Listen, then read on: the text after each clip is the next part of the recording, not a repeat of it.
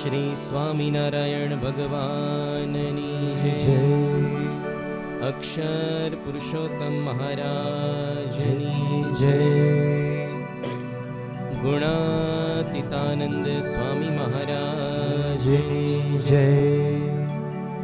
રાધા કૃષ્ણ દેવની જય. સિયાવર રામચંદ્ર ભગવાનની જય. ઉમાપતિ મહાદેવની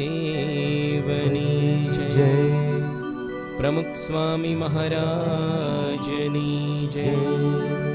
મહંત સ્વામી મહારાજની જય.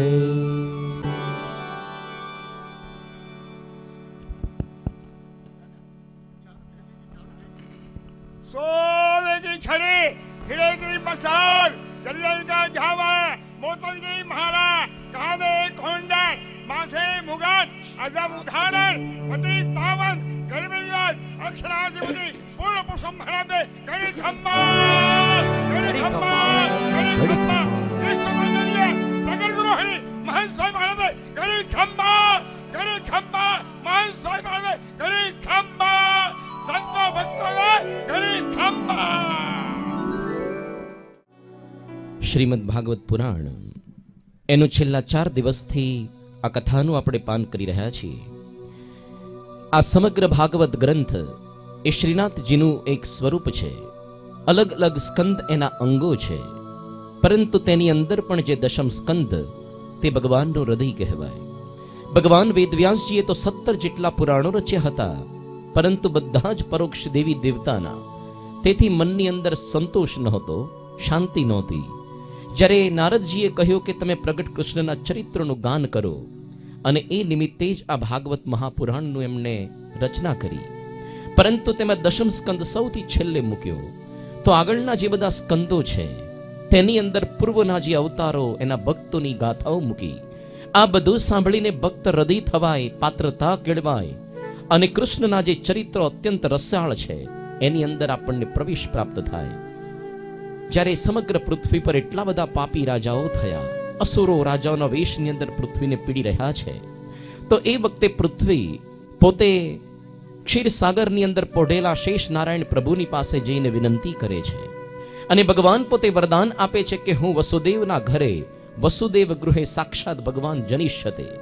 ત્યાં સુધીમાં તમે જે બધા દેવતાઓ છો, તમે અહીંયા ગોવાળો તરીકે, તમારી જે સ્ત્રીઓ છે બધી આ ગોપ સ્ત્રીઓ તરીકે જન્મ લેજો. અને જ્યારે સમય બરાબરનો થયો, જન્માષ્ટમીના દિવસે કૃષ્ણ ભગવાનનો પ્રાદુર્ભાવ થયો છે. પરંતુ એ જ વખતે અચાનક સામે પક્ષે યોગ માયાનો પણ ગોકુળની અંદર જન્મ થયો. અને યોગ માયાએ સમગ્ર જે નિદ્રાધીન કરી દીધા આ બધા નગરજનોને આપોઆપ કારાદ્વારના દ્વાર ખુલી ગયા છે. અને એ વખતે વસુદેવ પોતે પોતાના નાનકડા પુત્રને લઈને જાય છે મથુરાથી ગોકુળ. પણ ત્યાં આગળ જે યોગ માયાનો જન્મ થયો તો તેને લઈને પાછા આવે છે, કૃષ્ણને ત્યાં મૂકે છે. અને જેવા કારાગૃહમાં પાછા આવે છે, આપોઆપ બધા દરવાજા બધા બંધ થાય છે. અને એ વખતે નગરજનોની, દ્વારપાળોની નીંદ ઉડી છે. કંસ પોતે દોડતો દોડતો આવે છે, આ યોગ માયાને મારવાનો પ્રયત્ન કરે છે. પણ એ તો દેવી હતી આદ્ય શક્તિ, છટકી ગઈ અને કહેતી ગઈ કે તને મારનારો તો ક્યાંક બીજે જન્મી ચૂક્યો છે. હવે કંસને ચિંતા પેઠી, સમગ્ર અસુર મંડળ ભેગું કર્યું, બધી પાર્લામેન્ટ મીટિંગ થઈ કે છેલ્લા 10 દિવસની અંદર જેટલા નાના નાના બાળકો જન્મ્યા હોય એ બધાને વીણી વીણીને મારો. અને આ બધાને કામે લગાડી દીધા. આ તો રાતની અંદર આ બધી ઘટનાઓ થઈ હતી. સવારની અંદર ગોકુળ થયું અને નંદ બાબાને ઘેર આનંદ ઉત્સવ, કૃષ્ણ જન્મોત્સવનો જે થયો છે, હવે તો ધીરે ધીરે બાળ ચરિત્ર કૃષ્ણના વિસ્તારતા ગયા. નાના બાળકને કેવા સુંદર લાડ એની માતા લડાવતા, અરે ગોપીઓ તો એમનું વર્ણન કરતા, દર્શન કરતા થાકતી જ નહીં. સુંદર નાની નાની એની મૂર્તિ, નાના નાના કેશ છે. પ્રેમાનંદ સ્વામી એક પદની અંદર સુંદર વર્ણન કર્યું છે. મુખડું શોભે અતિ બાલોડે વેશ રે, મુખડું શોભે અતિ બાલોડે વેશ રે, સુંદર ભૂરા માથે નાના નાના કેશ રે, સુંદર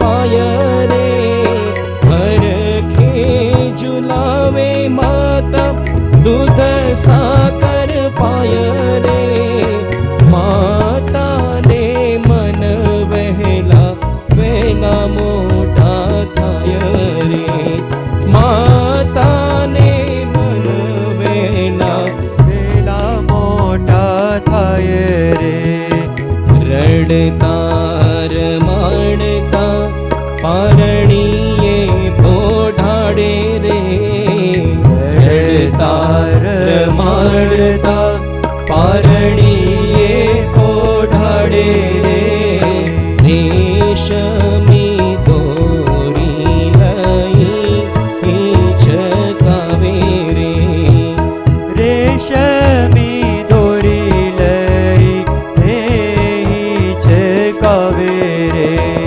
પોઢો પોઢો પ્રભુ જગના આધાર રે, પોઢો પોઢો પ્રભુ જગનાધાર રે, પ્રેમાનંદ નિત્ય નવી લીલા ગાય રે, પ્રેમાનંદ નિત્ય નવી લીલા ગાય રે, પ્રેમાનંદ નિત્ય નવી લીલા ગાય રે.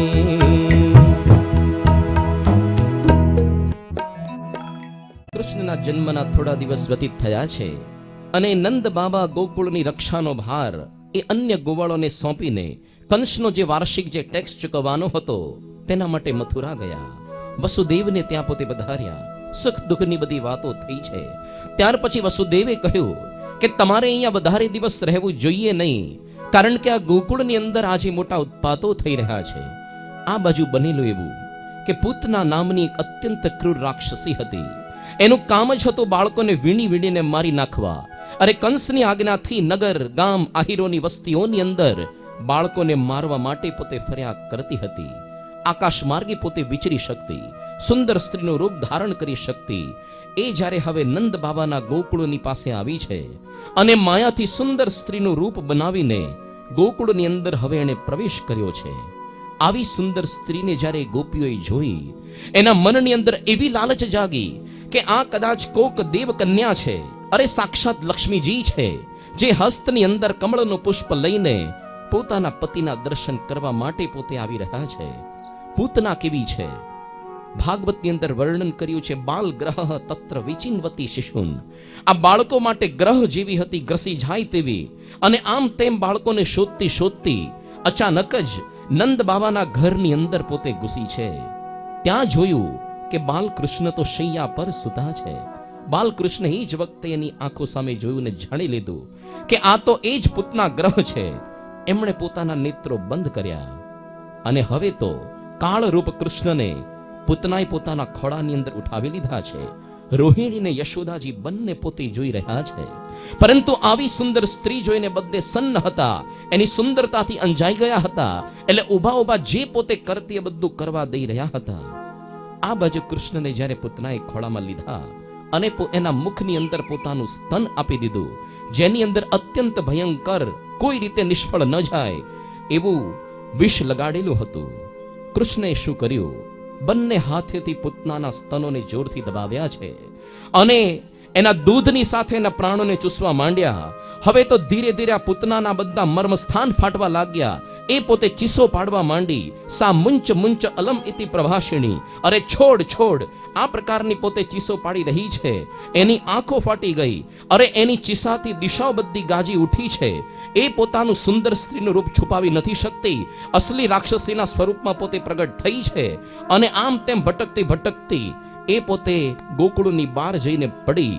એના શરીરમાંથી પ્રાણ બધા નિસ્તેજ થયા નીકળી ગયા અને એનું વિકરાળ શરીર પડતા પડતા આજુબાજુના 6 કોસના વૃક્ષોનો કચ્ચર ઘાણ વાળી નાખ્યો.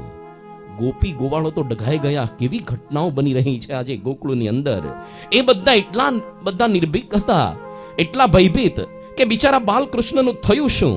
એટલે શોધતા શોધતા જ્યારે પોતે બહાર નીકળ્યા એ વખતે તો નાનકડા એવા બાલકૃષ્ણ એકદમ નિર્ભયતાથી એની છાતી પર રમી રહ્યા છે. યશોદાજીએ એમને ગોદની અંદર હવે ઉઠાવી લીધા. ગોપીઓને થયું કે આ છોકરો જન્મ્યો ત્યારથી બહુ જ અપશુકન થઈ રહ્યા છે.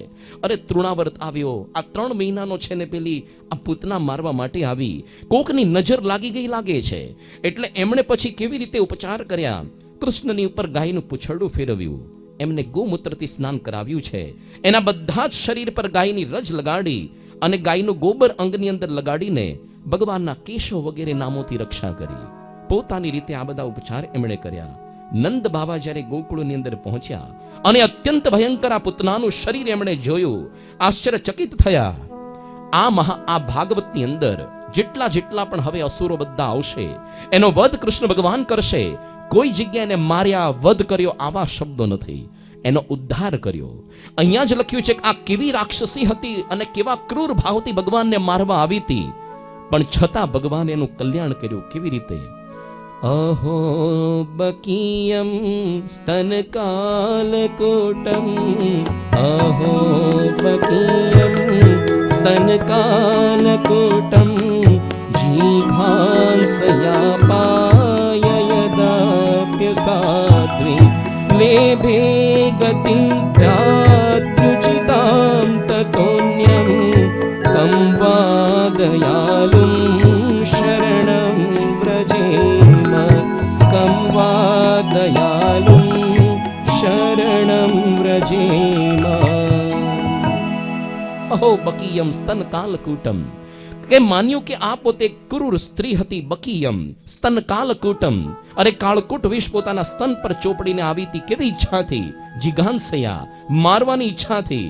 છતાં પણ લેભે ગતિમ ધાત્રી ઉચિતામ, જેમ પોતાની માતાની સદગતિ થાય એવી જ ગતિ કૃષ્ણ ભગવાને આવી ક્રૂર રાક્ષસીની આપી. ભગવાનની દયાનો પાર નથી, સામે જીવની અવળાઈનો પાર નથી. અરે ગમે તે વેર ભાવથી પણ કદાચ ભગવાનનું ભજન કરો, ભગવાનની કલ્યાણ ભાવને એટલી બધી વિશાળ છે. લખ્યું છે ગુણાતીતાનંદ સ્વામી એમની વાતમાં કે 5-10 વખત સ્વામિનારાયણ સ્વામી અજાણીએ પણ નામ લેશે, એનું પણ કલ્યાણ કરવું પડશે, અજાણીએ પણ ભૂલમાંથી. કેમ? આખા બ્રહ્માંડનું કલ્યાણ કરવું છે. ભગવાન સ્વામિનારાયણ પોતે સારંગપુર ગામની અંદર છે. એ વખતે સમગ્ર ગામને વર્તમાન ધરાવ્યા. જેવી રીતે અહીંયા રોજ કથા પૂરી થાય ને ઘણા બધા કંઠી ધારણ કરે છે, વ્યસનો છોડે છે. એમાં એક કણબીના માની છોકરીને લોકો ઉંચકીને લાવ્યા. એ તો કાને બહેરી હતી, એટલે મહારાજે પાણી આપ્યું તો હે કરવા લાગી. રહેવા દો.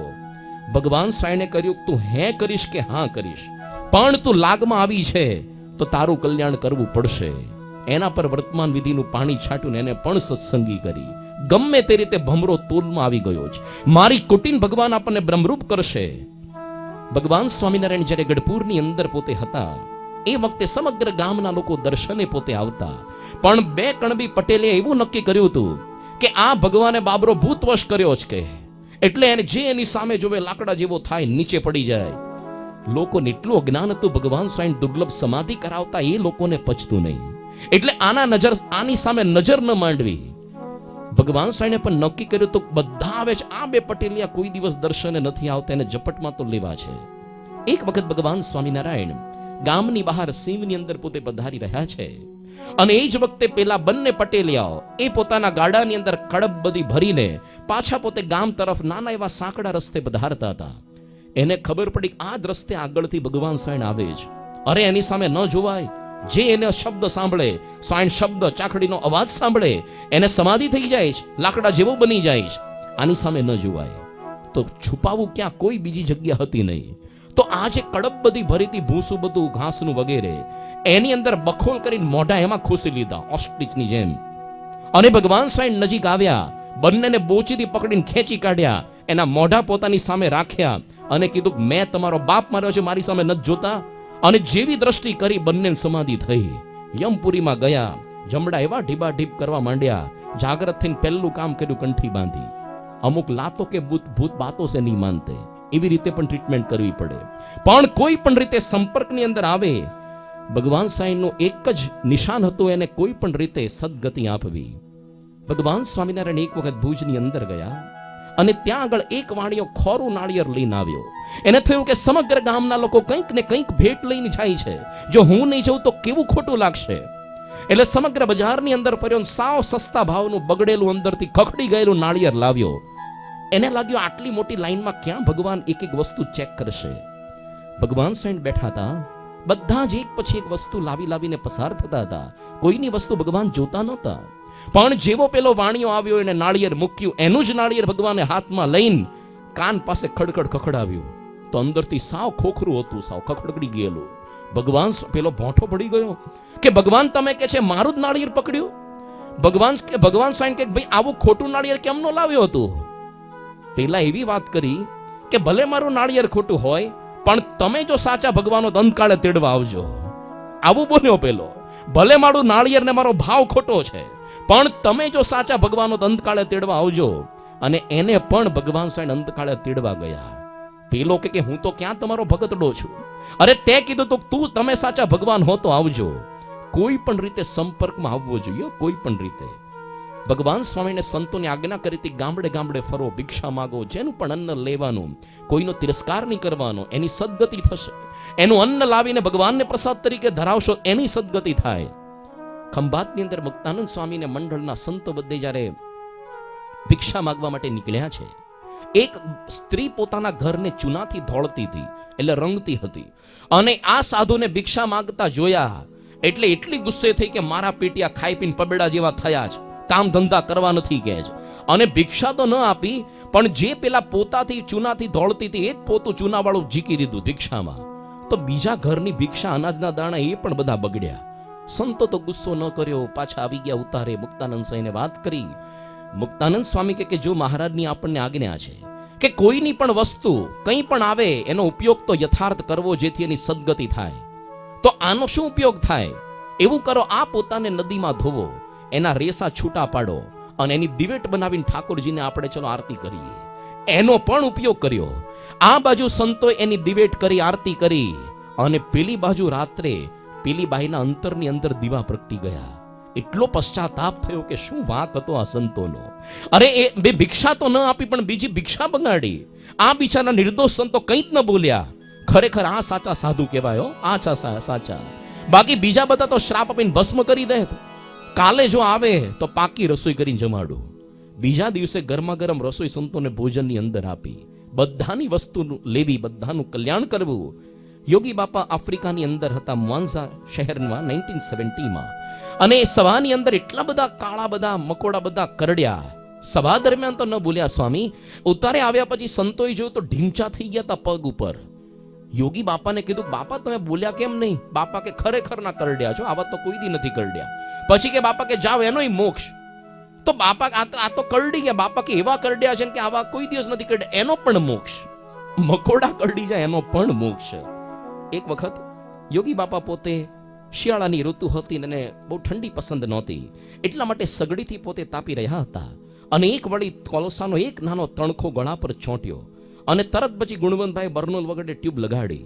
પછી સ્વામી બોલ્યા કે આ તણખો ઉડ્યો, કેવો સંબંધ થયો? અરે એ ઝાડનું કલ્યાણ થઈ ગયું કે જ. કયા જંગલનું આ ઝાડ હશે અને એમાંથી કોલસો થયો હશે એનું કલ્યાણ.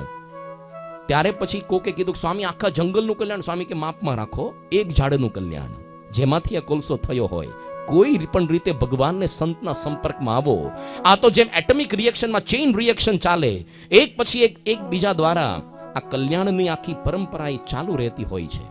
એટલા માટે નિષ્કુળાન સાંઈ પુરુષોત્તમ પ્રકાશમાં લખ્યું છે આપણે કદાચ બીજા કોઈક ધામમાં જવું હશે પણ એક વખત ભમરો તોલમાં આવ્યો, મારી કુટીન ભગવાન આપણને પોતાના ધામમાં લઈ જ જશે. જીવ જોરે શું જાવા છે લઈ રે, હે જીવ જોરે શું જાવા છે લઈ રે, સુખી કરવા છે સુખ દઈ રે.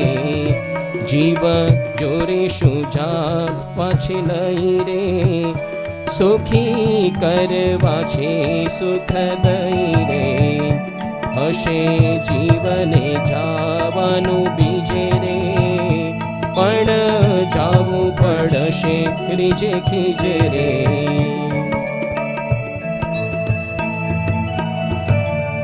બ્રહ્મ સ્વરૂપ યોગીજી મહારાજ એક બોધ કથા કહેતા કે એક વખત ચોમાસાની ઋતુની અંદર એક મિયાજી પોતે બજારની અંદર ગયા ને થોડાક પૈસાના જાંબુ ખરીદ્યા. ઘરની અંદર આવીને એક પછી એક જાંબુ ધોઈને પોતે જમતા હતા. એમાં વળી હાથની અંદર જાંબુની સાથે એક ભમરો હાથમાં આવ્યો. એક્ઝેક્ટ એવો સાઈઝ નો હતો, એવા જ આકારનો હોય ને ભમરો. અને ભમરાએ આગળના જાંબુની ગતિ જોઈ હતી કે પેલો પકડી પકડીને દરેકને મોંની અંદર નાખી રહ્યો છે. એટલે અનુમાનથી ખબર પડી ગઈ કે આ મને મોંમાં જ જવા દેશે. એટલે ગું ગું ગું કરવા માંડ્યો છૂટવા માટે. પેલા મિયાજી કે તું ચૂ કરીશ કે ચા કરીશ, પણ તારા રૂપિયા દીધા છે, તોલમાં માપમાં આવી ગયો છે, તને ખાધા વગર નહીં રહ્યો, એમ કરીને ચાવી ખાઈ ગયો, પેટમાં ઉતારી ગયો. આપણે એક વખત ભગવાન સ્વામીના સત્સંગી થયા, આશ્રિત થયા, કથામાં બેઠા, કંઠી બાંધી અને ભમરો તોલમાં આવી ગયો, જે પરિસ્થિતિ થઈ જ મારી કુટીને ભગવાન આપણને બ્રહ્મરૂપ તો કરશે જ. હવે આ જે પૂતના હતી એ કોણ હતી? પૂર્વ જન્મની અંદર આ બલિ રાજાની કન્યા રત્નમાલા હતી. અને જ્યારે બલિના યજ્ઞની અંદર વામનજી પોતે એકદમ નાના શિશુ રૂપે પોતે વધારેલા, તો આવો સુંદર છોકરો જોઈને આ બલિ રાજાની પુત્રી રત્નમાલાને એવો વિચાર થયો હતો કે આવો સુંદર પુત્ર જો મને થાય તો હું એને સ્તનપાન કરાવું, કેટલું સુખ આવે. પણ પછી એ જ જ્યારે વામનજીએ વિરાટ સ્વરૂપ ધારણ કર્યું અને બલિરાજાનું બધું જ છીનવી લીધું, ત્યારે પેલીને મનની અંદર ક્રોધ ઉત્પન્ન થયો, દ્વેષ, કે આ તો આપણો અનાદિનો શત્રુ વિષ્ણુ છે, આને તો ઝેર આપીને મારવો જોઈએ. આ બંને મનોભાવ ભેગા થયા. આપણા ભારતની સંસ્કૃતિમાં કર્મ સિદ્ધાંતમાં માનીએ છે કે ખાલી હાથથી કર્મ થાય એ નહીં, મનથી પણ કંઈક વિચારો, કોકનું અહિત કરવાનું કે રૂડું કરવાનું, એનું પણ પુણ્ય અને પાપ લાગે. આ બંને કર્મો ભેગા થયા અને આ જન્મે પોતે પૂતના થઈ. બંનેનું ફળ એક સાથે મળ્યું. એને સ્તનપાન પણ કરવાનો યોગ થયો અને સાથે સાથે ઝેર સહિત સ્તનપાન. પૂતના એટલે કોણ કહેવાય? કે જેના કપડા સારા છે પણ કાળજો બગડેલું છે, એ પૂતના જેવા છે. અરે જેનું તન સારું પણ મન બગડેલું, બહારથી પ્રેમ દેખાડે, અંદરથી વેરની ભાવના હોય, એ પૂતના કહેવાય. તમારી સામે તો એટલા મીઠાશથી વખાણ કરે પણ મનની અંદર કડવાશ હોય, આવા લોકો બધા પૂતના જેવા કહેવાતા હોય છે. પૂતના કોઈ દિવસ મરતી હોતી નથી, જીવતી જ હોય. અને પૂતના એકલી નો હોય, પૂતનો પણ હોય. તો આવા લોકો જેનું અંતર બગડેલું છે, બહારથી ઉજળા હોય, એવા લોકો પૂતના કહેવાતા હોય. ભગવાને કેવળ પૂતનાનું વિષ ખેંચ્યું, પણ આપણી અંદર પણ કામ, ક્રોધ, લોભ, મોહ, ઈર્ષા, આ બધા જે અનાદિના બધા ઝેર, એ ભગવાન આપણા ખેંચી લેતા હોય છે. ત્યાર પછી ધીરે ધીરે કૃષ્ણ ભગવાન પોતે મોટા થયા, 3 મહિનાના થયા અને શક્તાસુર ગાડાના સ્વરૂપની અંદર અસુર આવ્યો, એનો મોક્ષ કર્યો. આગળ 1 વર્ષના થાય છે, એક મહાભયંકર વંટોળિયો, આ બધાને મોકલનાર હતા એના મામા કંસ, એનો પણ ભગવાને ઉદ્ધાર કર્યો છે. બન્યું એવું કે જ્યારે કૃષ્ણ ભગવાન હવે 1 વર્ષ પછી ગર્ગાચાર્ય અચાનક ગોકુળની અંદર પધારે છે અને નંદ બાબાએ સત્કાર કરીને વિનંતી કરી કે તમે મારા બંનેના બાળકોના નામકરણ સંસ્કાર વગેરે કરો. તો ચૂપચાપ એકાંત પોતે ગૌશાળાની અંદર ગયા. ચૂપચાપ કેમ? કારણ કે કંસના માણસો શોધતા હતા, છેલ્લા આ દિવસો દરમિયાન જેટલા જન્મ્યા એમાંથી એક કંસનો કાળ છે, એક એક પકડીને મારતા હતા, જાહેર નહોતું કરવાનું. તો ગૌશાળાની અંદર ગયા છે અને ગુપ્ત રીતે ગર્ગાચાર્યજીએ કહ્યું કે આ જે મોટો છે સફેદ કલરનો, એ પોતાના સંબંધીઓને, મિત્રોને બહુ જ રમણ કરાવશે, આનંદિત કરશે, એટલા માટે એનું નામ રામ રાખો. એના બળની કોઈ સીમા નથી, એટલે એને લોકો બલ પણ કહેશે. બંને નામ ભેગા થઈને બલરામ પણ થશે. અને આ બધા જે યાદવો છૂટા પડેલા છે એને ભેગા કરશે પોતે, એટલે સંકર્ષણ પણ એ પોતે કહેવાશે. અને બીજો જે નાનો છે, સાંભળો, એ પોતે કૃષ્ણ વર્ણનો છે, એટલે એનું નામ કૃષ્ણ થશે. અનેકના મન ચિત્ત આકર્ષિત પોતામાં કરશે. આકર્ષતી ચેતાંસી યહ ઇતિ કૃષ્ણ, એટલા માટે પણ એ પોતે કૃષ્ણ કહેવાશે. અને આ તમારો પુત્ર, એ પહેલા ક્યારેક વસુદેવને ઘેર પણ જન્મ થયો હતો એનો, એટલે લોકો એને શ્રીમાન વાસુદેવ પણ કહેશે અને એ જ અનેક લોકોનું કલ્યાણ કરશે. આ તમારો પુત્ર એ સાક્ષાત નારાયણનો અવતાર છે. ભગવાન સ્વામિનારાયણે આ જ ઉલ્લેખ કર્યો છે લોયાના 18મા વચનામૃતમાં. વ્રજના ગોપને આશ્ચર્યરૂપ કૃષ્ણના ચરિત્ર દેખીને પ્રથમ તો દેવ ભાવ આવ્યો અને પછી ગર્ગાચાર્યના વચનને સાંભળીને નારાયણનો ભાવ આવ્યો. એવી રીતે ભગવાન તો પરમ દિવ્ય મૂર્તિ છે. એ ભગવાનને વિશે મનુષ્ય ભાવનો લેશ માત્ર નથી. માટે ભગવાનમાંથી મનુષ્ય ભાવ ટાળીને દેવ ભાવ લાવવો, પછી બ્રહ્માદિકનો ભાવ લાવવો, પછી પ્રધાન પુરુષનો ભાવ લાવવો, પછી પ્રકૃતિ પુરુષનો ભાવ આવે, પછી અક્ષરનો ભાવ આવે અને પછી અક્ષરાતીત એવા જે પુરુષોત્તમ તેનો ભાવ આવે છે.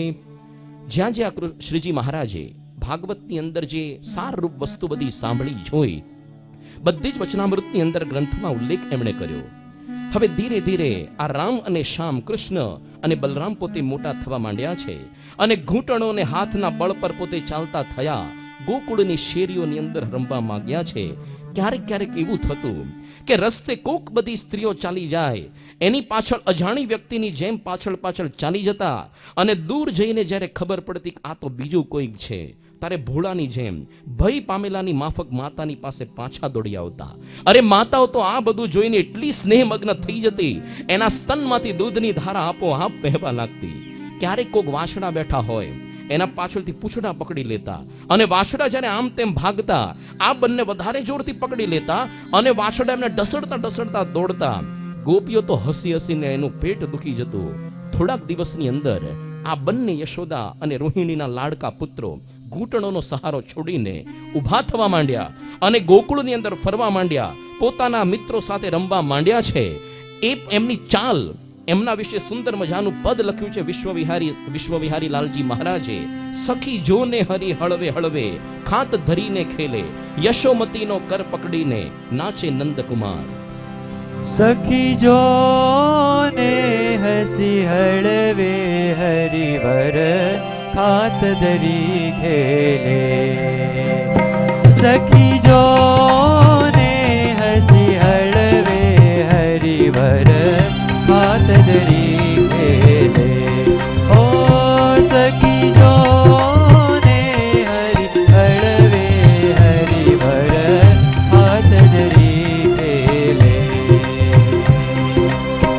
યશોમતીનો કર પકડીને ચાલે નંદકુમાર. યશોમતીનો કર પકડીને ચાલે નંદકુમાર. પગ ઠમકે ઘણી ગમકે, ધરા ધમકે જોઈ ચમકે. સખી રૂમ ઝુમ ને પુરવાગે, રસિયો રંગ રેલે. સખી જોને હસી હળવે હરિવર, હાથ ધરી ખેલે.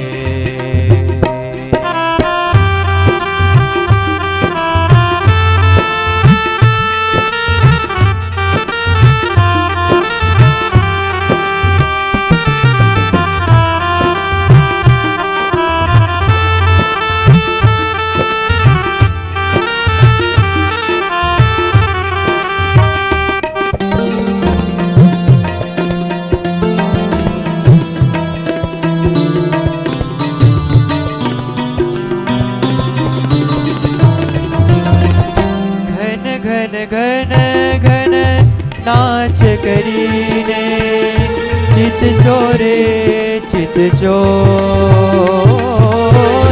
ઘન ઘન ઘન ઘન નાચ કરીને ચિત ચોરે ચિત ચોર.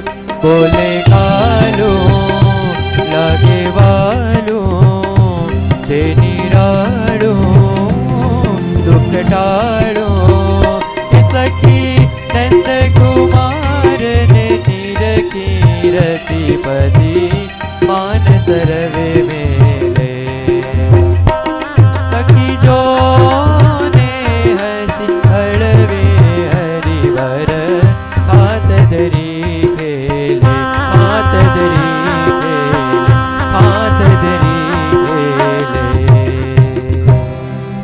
બાલકૃષ્ણની બધી નટખટ લીલાઓની અંદર સૌથી સુંદર છે માખણ ચોરીની લીલા. રોજ કોક ને કોક ગોપીના ઘરે જઈને માખણ પોતે ચોરતા. એક દિવસ આ બધી જ ગોપીઓ ભેગી થઈ અને નંદ બાબાને ઘેર આવીને યશોદા માતા સાંભળે રીતે કહેવા લાગી, અરે ઓ યશોદા, આ તારો કાનો બહુ જ નટખટ થઈ ગયો છે.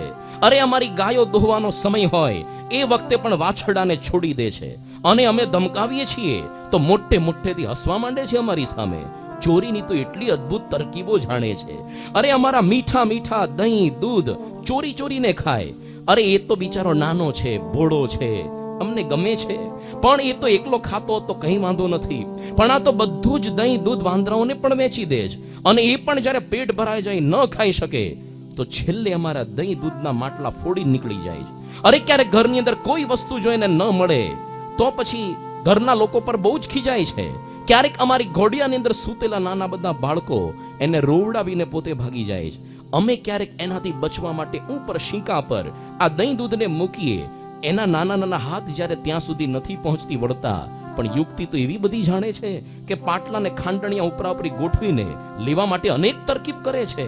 અરે ક્યારેક અમે શીકા પર મૂકીએ છે અને એ જ્યારે નથી ત્યાં પહોંચી શકતો તો પથ્થર મારી નીચેથી બાકુ પાડે છે. કઈ જગ્યા અંધારામાં આ વસ્તુ છુપાડીને રાખી છે, કેવી રીતે બાકુ પડાય એ બહુ સારી રીતે એ પોતે જાણે છે.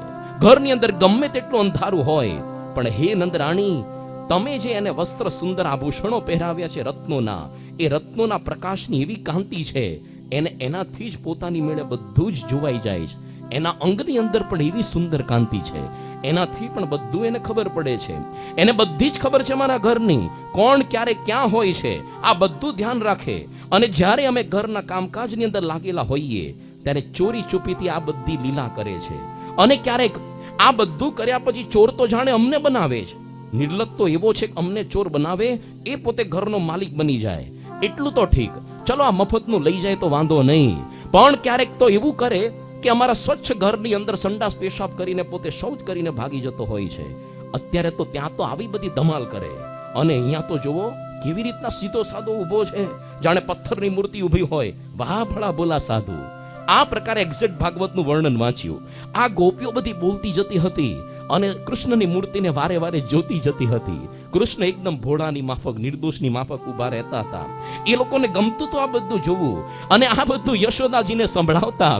યશોદાજી તો કૃષ્ણને વઢી તો ક્યાંથી શકતા, પણ આ પોતે હસી પડતા અને પોતાના નંદને કાનાને છાતીએ લગાડીને વહાલ કરવા લાગતા.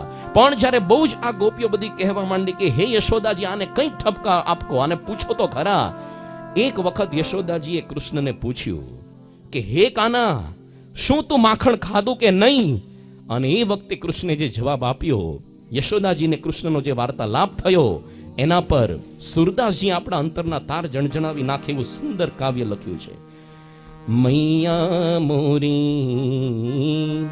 हो प्यारी मैया मोरी, मैं नहीं माखन खायो, मैया मोरी मैं नहीं माखन खायो रे, माखन खायो रे, माखन खायो रे, मैया मोरी मैं नहीं माखन खायो रे, मैया मोरी मैं नहीं माखन खायो.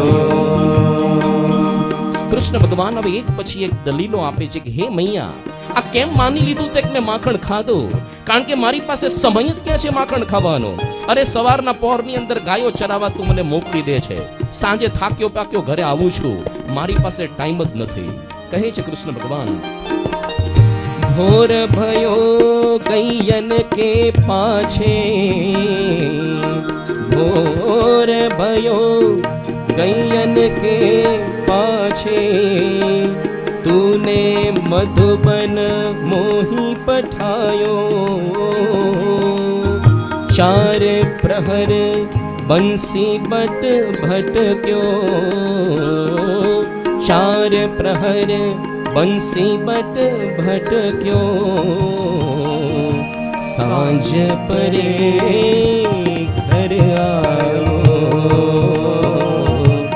सांझ परे घर आयो रे, मैया मोरी मैं नहीं माखन खायो रे, मैया मोरी मैं नहीं माखन खायो.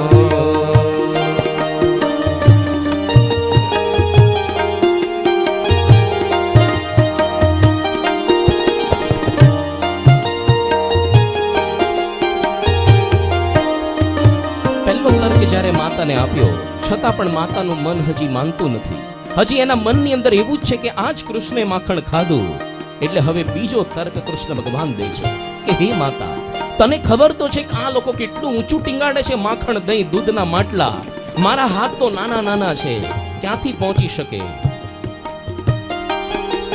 मैं बालक बहियन को छोटो छोटो छोटो छोटो छोटो, मैं बालक बहियन को छोटो, ये छीको किस विधि पायो, ये छीको किस विधि पायो। માતાને કહે છે કૃષ્ણ ભગવાન કે હું તો કેટલો નાનો બાળક છું, મારા હાથ નાના, પગ નાના, અરે ઉપર ક્યાંથી પહોંચી શકે? તો માતા કીધું તો તારા મુખ પર કેમ ચોપડ્યું છે આ માખણ? તો કે મેં નથી ચોપડ્યું, આ બીજા બધાએ ચોપડ્યું। હે મૈયા ये बाल बाल सब बैर परे हैं, मैया ये बाल बाल सब बैर परे हैं, बरबस मुख लपटायो कि मैया मोरी मैं नहीं माखन खायो रे मैया मोरी, मैं नहीं माखन खायो रे माखन खायो रे माखन खायो मोरी, मैं नहीं माखन खायो। આ બંને તર્ક આપવા છતાં યશોદા મૈયાના મનની અંદર હજી બહુ સેટ થયું નહીં, એટલા માટે હવે એને લાગ્યું કે માતાની થોડી ખુશામત કરવી પડશે, એટલે કનૈયા હવે માતાની ખુશામત કરે છે।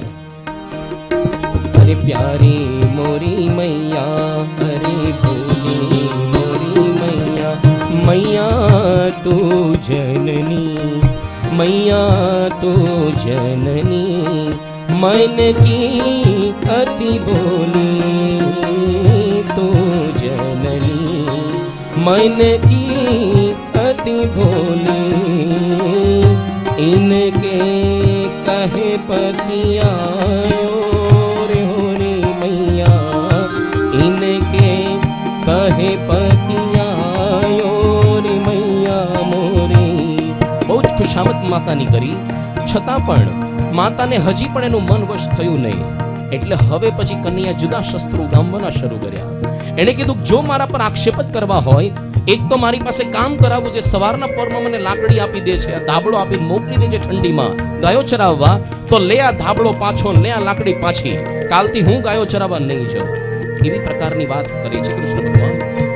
હે મૈયા ये ने अपनी लकोटी कंबलिया, ये ले अपनी लकोटी कंबलिया, तूने बहुत ही नाच नचायो,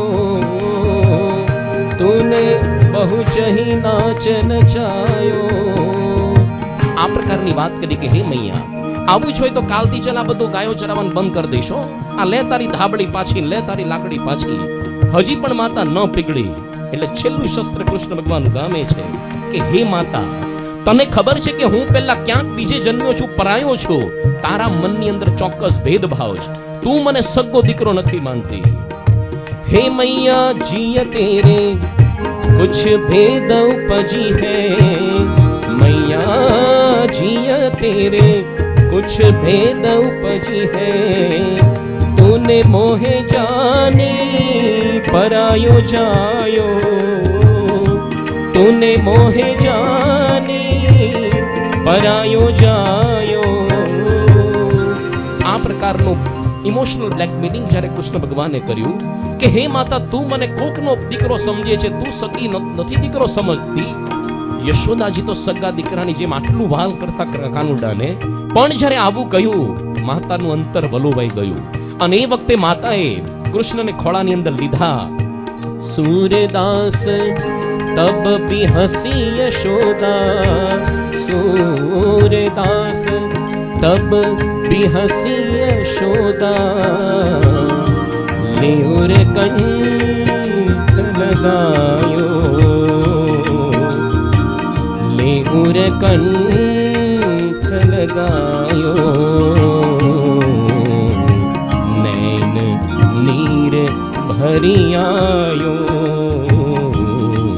नैन नीर भरी आयो, कन्हैया कन्हैया તે નહીં માખન ખાયો કનૈયા મોરે, તે નહીં માખન ખાયો હરે લલ્લા મોરે, મેં નહીં માખન ખાયો, હે માખન ખાયો, હે માખન ખાયો, સુન લલ્લા મોરે, તે નહીં માખન ખાયો. કેવી પરિસ્થિતિ છે. એક બાજુ સૌથી પહેલા યશોદા કહેતા હતા કે તે માખણ ખાધું છે, અને કાનુડો વારે વારે કહે છે કે મૈયા મેં નહીં માખણ ખાયો. હવે પોતે યશોદાજી પણ એના સૂરની અંદર સૂર પુરાવીને કે હે કાનુડા, હે લલ્લા, તે નહીં માખણ ખાયો. એ વખતે અચાનક કૃષ્ણ ભગવાન હસવા માંડ્યા અને માતાને બંને હાથ પકડ્યા અને પકડીને પછી શું કીધું? સુન પ્યારી મૈયા મોરી, हो मेरी मैया मोरी, मैंने ही माखन खायो, सुन मैया मोरी, मैंने ही माखन खायो, रे माखन खायो, रे माखन खायो, रे मैया मोरी, मैंने ही माखन खायो, मैया मोरी, मैंने माखन खायो, मैया मोरी, मैंने माखन, मैंने माखन, मैंने माखन खायो. વિધર્મી લોકો, અમુક લોકો એવા પ્રકારના આક્ષેપો આપણા ગ્રંથો સાંભળીને ચરિત્ર પર કરે છે કે જો તમારા ભગવાનમાંથી શું ચારિત્ર શીખશો? અરે એ તો નાનપણથી કોકના ઘરમાં પૂછ્યા વગર માખણ ખાતા, ચોરી કરતા. પણ ચોરી એને કહેવાય જે કોકની વસ્તુ એની ઈચ્છા વિરુદ્ધ અજાણતા લઈ લેવામાં આવે. કૃષ્ણ ભગવાન તો ગોપીઓની જ ઈચ્છાથી એમના જાણતા દેખતા એની સામે જ માખણ ચોરતા. અને હકીકતમાં તો ગોપીઓની ઈચ્છા જ હતી કૃષ્ણના આવા રમણીય ચરિત્રનું દર્શન કરવું, એનાથી જ પોતે આનંદિત થતી. હકીકતની અંદર કૃષ્ણ ભગવાન કેવળ માખણ નહોતા ચોરતા, પણ સમગ્ર ગોકુળ વાસીઓના ચિત્તને ચોરતા, એના હૃદયને આકર્ષિત પોતાની અંદર કરતા. એટલે તો કૃષ્ણ કહેવાતા. વાસ્તવની અંદર બધું ભગવાનનું છે, માલિક તો એ છે. અરે ચોર તો આપણે છીએ કે જે ભગવાનની વસ્તુ આપણા ઘરના પિંજરામાં, કબાટની અંદર, બેંક્સની અંદર આપણે મૂકીએ છીએ. બાકી તો સંસાર તો ચોર છે, ભગવાન તો ચોર નથી ગઈ. બીજી વસ્તુ એ છે કે જે લોકો આપણા ધર્મને નથી માનતા, હિન્દુ ધર્મના અનુયાયી નથી, અરે કૃષ્ણ ભક્ત નથી, એમને ભગવાનની આવી સુંદર લીલા પર વિચાર કરવાનો કોઈ અધિકાર જ નથી. અને કૃષ્ણ ભગવાન જ્યારે આવી લીલા કરતા એ વખતે એમની ઉંમર હતી ફક્ત 2-3 વર્ષની. 2-3 વર્ષના બાળક, એને કયો પ્રકારનો દોષ લાગે? એટલા માટે માખણ ચોરી એ ભગવાનની માખણની ચોરી નહોતી, પણ લોકોના ચિત્તની ચોરી હતી. હવે ધીરે ધીરે કૃષ્ણ ભગવાન મોટા થયા છે અને મુખની અંદર એક વખત બ્રહ્માંડનું દર્શન કરાવ્યું. એ લીલા હવે એનું પાન આપણે કરીએ. એક દિવસ બલરામ વગેરે ગોપ બાળકોએ કૃષ્ણ ભગવાનની સાથે રમી રહ્યા છે અને અચાનક આ બધા યશોદા પાસે આવ્યા અને કહ્યું કે હે માં, આ કન્યાએ માટી ખાધી. યશોદાએ કૃષ્ણનો હાથ પકડી લીધો છે. એ વખતે કૃષ્ણની આંખો ભયથી ગભરાયેલી હતી. યશોદાજી ઠપકો આપીને કહેવા લાગ્યા, અલ્યા ઓ કૃષ્ણ, તું હમણાંથી બહુ મનમાની કરવા લાગ્યો છે. તે છુપાઈને કેમ માટી ખાધી? જુઓ તારા મોટા ભાઈ દાઉજી પોતે કહે છે, સાક્ષી પૂરે છે. કૃષ્ણ ભગવાને કીધું કે માટી મેં નથી ખાધી મૈયા, આ બધા જૂઠા છો, તમે એની વાત સાચી માનશો નહીં. અને જો તમને હજી ન મનાતું હોય તો જોઈ લો, મારું મોઢું તમારી પાસે છે, ઉઘાડીને જોઈ લો. અને એ વખતે યશોદાએ કીધું એવું છે, સારું ચાલ ખોલ તારું મોઢું. અને યશોદાજીના કહેવાથી કૃષ્ણે મોઢું ખોલ્યું અને યશોદાજીએ મોઢાની અંદર જોયું તો ચર અચર સંપૂર્ણ જગત વિદ્યમાન. અરે આકાશ, દિશાઓ, પર્વતો, દ્વીપો, સમુદ્ર સહિત સમગ્ર બ્રહ્માંડ આ પોતે જોવા માંડ્યા. એને ખબર ન પડી આ કોઈ સ્વપ્ન છે કે સાચું છે. એની બુદ્ધિમાં ભ્રમ થયો અને એ વખતે પોતે બેભાન થઈને ત્યાં પડ્યા. પણ ભગવાને થોડીક વારની અંદર માતાની અંદર યોગ માયાનો સંચાર કર્યો. પોતે આ ચરિત્ર ભૂલી ગયા અને તો પોતાનું નાનું બાળ કૃષ્ણ, આ તો મારો દીકરો એમ કરીને છાતી લગાડીને વહાલ કરવા માંડ્યા. જો વધારે પડતો મહિમા સમજવા માંડે માતા તો પુત્ર જેવું વાત્સલ્ય ન આપી શકે. ભગવાનનું પ્રાગટ્ય જ એટલા માટે થાય છે કે માતા પિતાને લાડ લડાવવા અને પુત્રની જેમ સુખ આપવું. તો ભગવાને તરત ભૂલવાડી દીધું, પણ મુખની અંદર તો દેખાડી જ દીધું એક વખત બ્રહ્માંડ. એના પર ભક્ત કવિ પ્રીતમ દાસે કીર્તન લખ્યું છે. સમર્થ શું ન કરે રે, પ્રભુ પલમાં ચાહે સો કરે. સમર્થ શું ન કરે રે, પ્રભુ પલમાં ચાહે સો કરે. પ્રભુ પલમાં ચાહે સો કરે. મુખમાં જશોદાને બ્રહ્માંડ બતાવ્યો, નરસિંહ રૂપ વાલે નવું નિપજાવ્યો. મુખમાં જશોદાને બ્રહ્માંડ બતાવ્યો, નરસિંહ રૂપ વાલે નવું નિપજાવ્યો. નાખ્યો નાદ જમુના તીરે રે, પ્રભુ પલમાં ચાહે સો કરે. સમર્થ શું ન કરે, પ્રભુ પલમાં ચાહે સો કરે. પ્રભુ પલમાં ચાહે સો કરે. પ્રભુ પલમાં ચાહે સો કરે. ભગવાને માટી કેમ ખાધી એનું કારણ છે, કારણ કે આ પૃથ્વી જ્યારે આક્રાંત થઈ હતી અસુરોના ત્રાસથી અને ભગવાનને પ્રાર્થના કરી હતી તમે પધારો, એની પ્રાર્થના સાંભળીને ભગવાન પધારેલા. તો એને ઈચ્છા હતી કે ભગવાન મારી પ્રાર્થનાથી પધારે તો મારે પણ કંઈક હવે અર્પણ કરવું પડે. વિનંતી કરી હે ભગવાન મારી અંદર તો શું અર્પણ કરશો. ભગવાન કે તારો એક અંશ માટી હું ખાઈશ.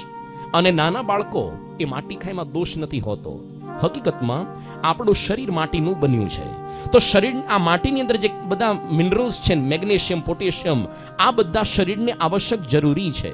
પ્રાચીન ભારતની અંદર બધા વાસણો માટીના હતા, એમાં બધા પોષક તત્વો સચવાતા. આજે પ્રેશર કુકર સંસ્કૃતિની અંદર મોટા ભાગનો નાશ થઈ જાય.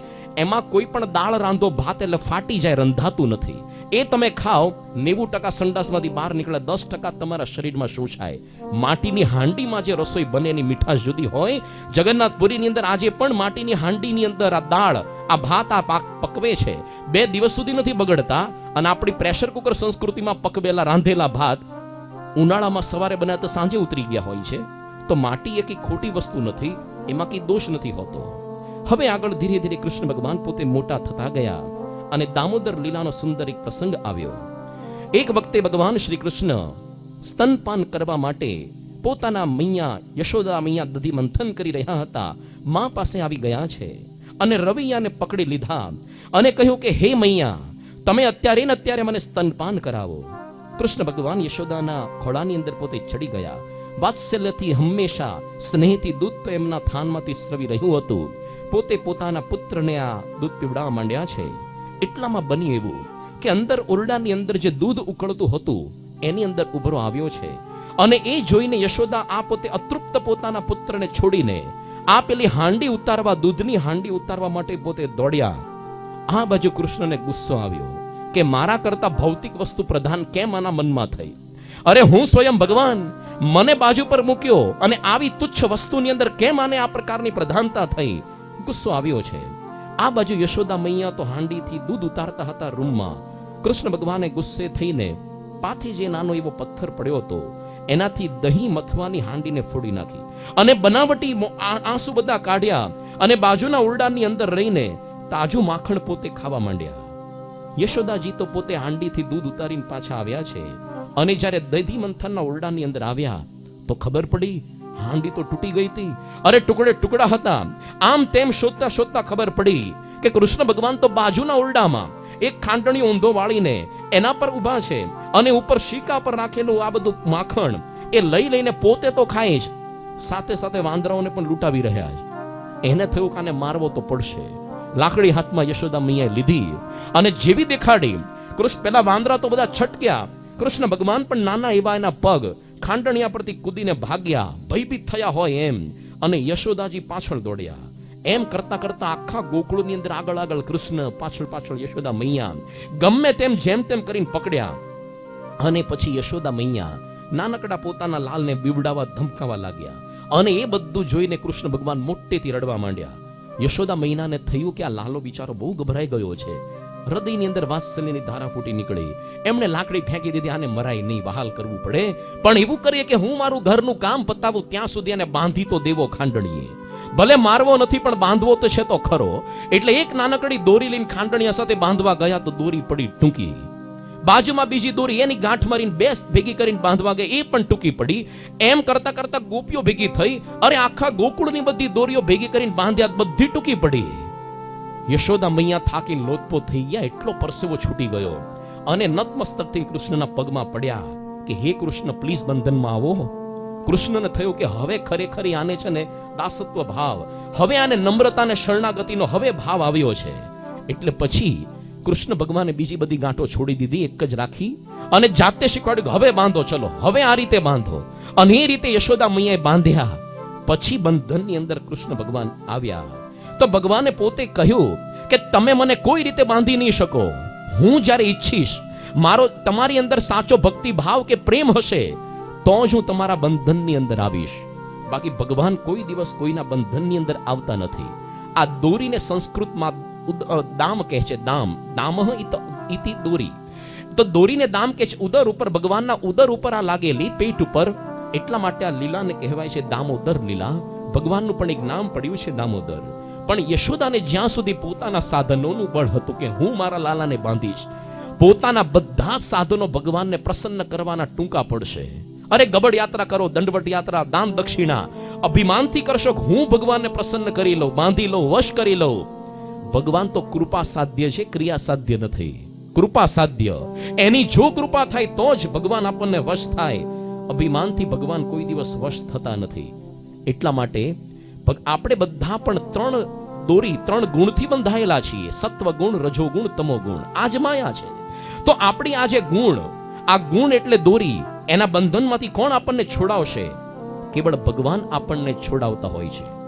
ભગવાન સ્વામિનારાયણ પણ એક વખત પોતે પાદરા ગામની અંદર ગયા અને ત્યાંનો કાનોબા કરીને સુબો એણે એવું વિચાર્યું કે આ ભગવાનને હું કેદ કરી લઉં અને લોકો એના દર્શન માટે આવશે. કેટલા સત્સંગ, એ વખતે 20 લાખ હરિભક્તો હતા.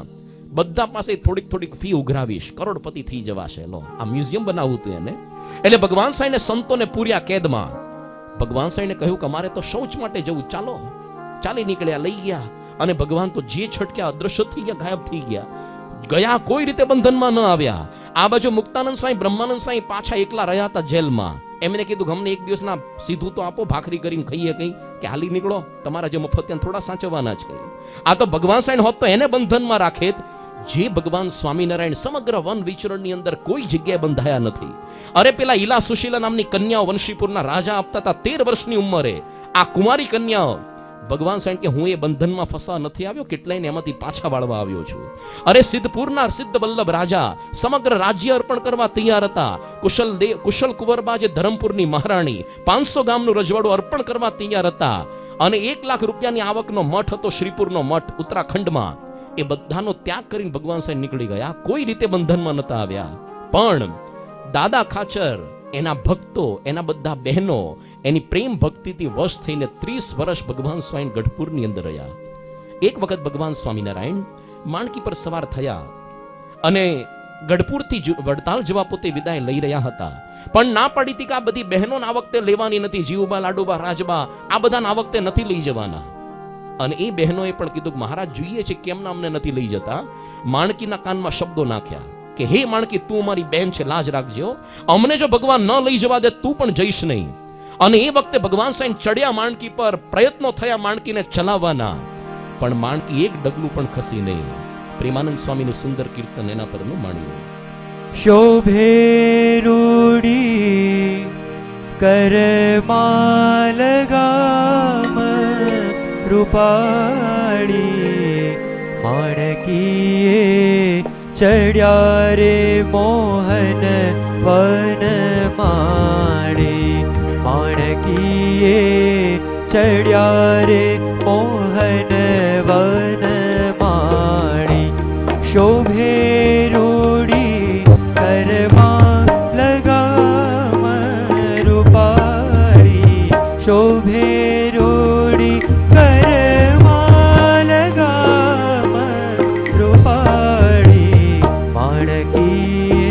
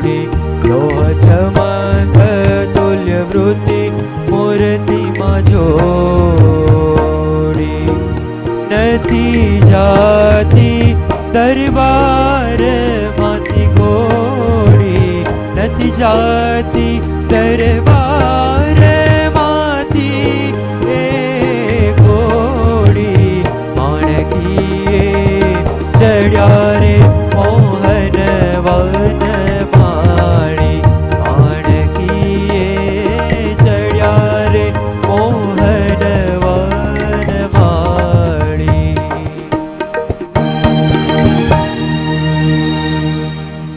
ભાગવતની અંદર લખ્યું છે કે આપણા કોઈ સાધનોથી ભગવાન વશ ન થાય, ન તપોભિ ન વેદેહી ચ ન જ્ઞાનેન અપી કર્મણા. તપથી નહીં, વેદ શ્રવણથી નહીં, જ્ઞાનથી નહીં, કર્મથી પણ નહીં. કેવી રીતે વશ થાય? હરિહિ સાધ્યતે ભક્ત્યા, કેવળ ભક્તિથી જ. એનું પ્રમાણ શું છે? પ્રમાણમ તત્ર ગોપિકા. અરે ક્યાં તપશ્ચર્યા કરવા ગઈ હતી, ક્યાં પોતે વ્રત કર્યા, ક્યાં તીર્થયાત્રા ગબડ યાત્રા, ક્યાં પોતે એ તો ભરવાડણો હતી, અને ક્યાં ગ્રંથો વાંચવા ગઈ, ક્યાં કથા સાંભળવા. કેવળ અંતરનો સાચો પ્રેમ, અંતરને સાચા પ્રેમથી જ ભગવાન પોતે વશ થતા હોય છે.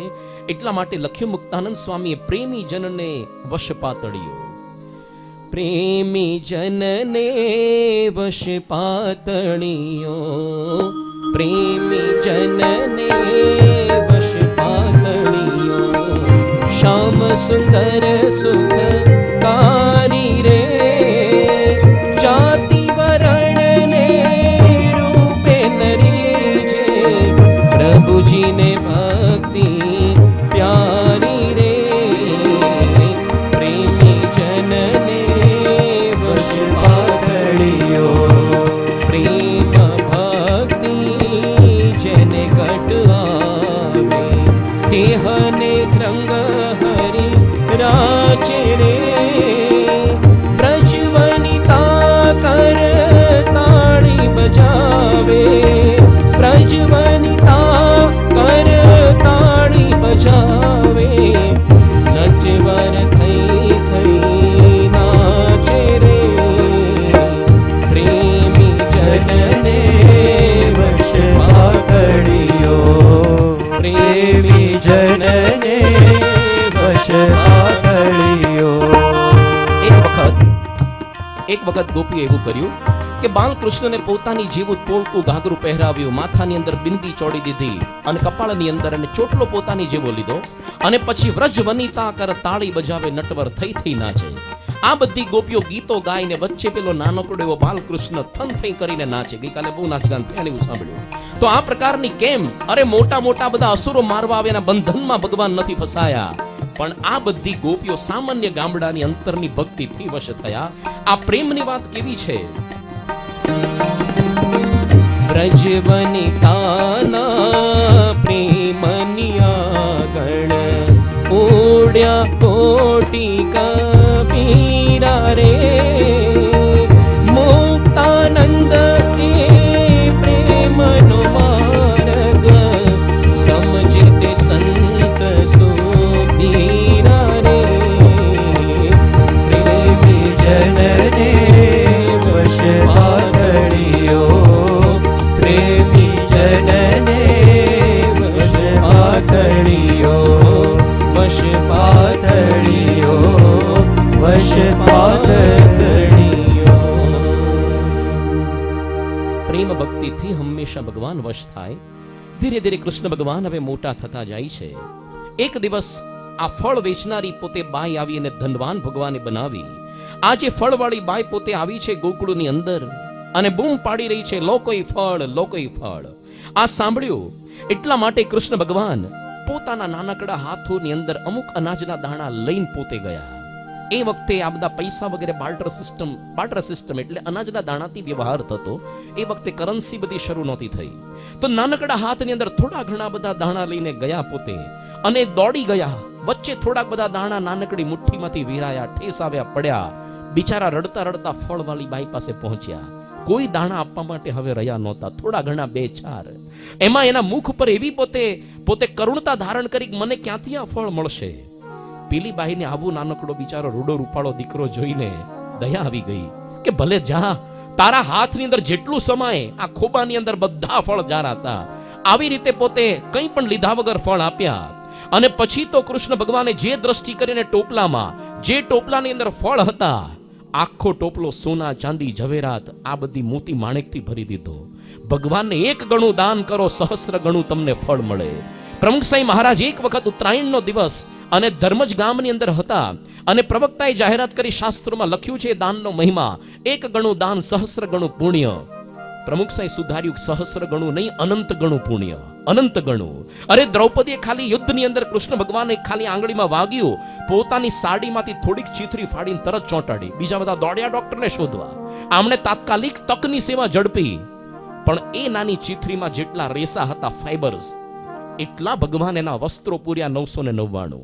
1 ગણું દાન, સહસ્ર ગણું પુણ્ય. સુદામાની આગળ કથા સાંભળશું.